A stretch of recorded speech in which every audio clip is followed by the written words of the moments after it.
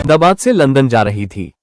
इस विमान में 240 से ज्यादा यात्री और क्रू मेंबर सवार थे। टेक ऑफ के सिर्फ 40 सेकंड बाद ही विमान तेजी से नीचे उतरने लगा और महज 2 मिनट बाद जमीन से टकराकर क्रैश हो गया। यह दर्दनाक हादसा गुजरात के क्षेत्रीय हवाई क्षेत्र रीजनल एयरस्पेस में हुआ। ये घटना इसलिए भी बेहद चौंकाने वाली मानी जा रही है क्योंकि इतिहास में इस विशेष रूट पर पहले कभी ऐसा हादसा नहीं हुआ था। ये पहला हादसा है। यह एक बोइंग 787 ड्रीमलाइनर विमान था।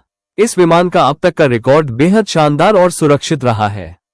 विमानन इतिहास में आज तक यह विमान कभी किसी बड़े हादसे का शिकार नहीं हुआ। ड्रीमलाइनर ने अपनी पहली उड़ान वर्ष 2009 में भरी थी, यानी आज से 16 साल पहले।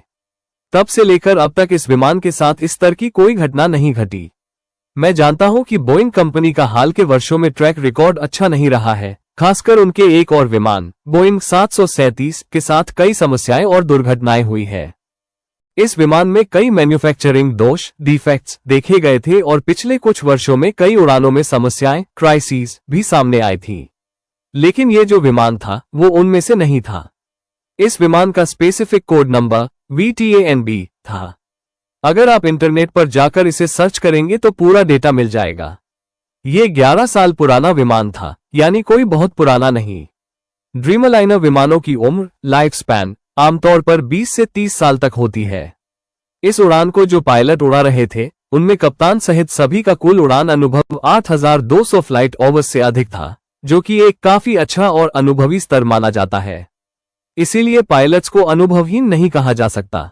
अब आपके मन में ये सवाल आ सकता है कि क्या मौसम खराब था, लेकिन ऐसा भी नहीं था। ये हादसा दोपहर करीब 1:30 बजे हुआ।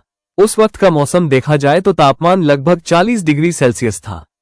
न कोई तेज हवाएं थी और न ही दृश्यता विजिबिलिटी में कोई परेशानी थी। दृश्यता 6 किलोमीटर से ज्यादा थी, जो कि बहुत अच्छी मानी जाती है। असल में खराबी कहाँ थी, इसका जवाब तभी मिल पाएगा जब ब्लैक बॉक्स को बरामद करके उसका विश्लेषण किया जाए और उसकी जानकारी सार्वजनिक की जाए। लेकिन इस समय असली सवाल 2 बड़ी कंपनियों से पूछे जाने चाहिए, एयर इंडिया और बोइंग कंपनी से।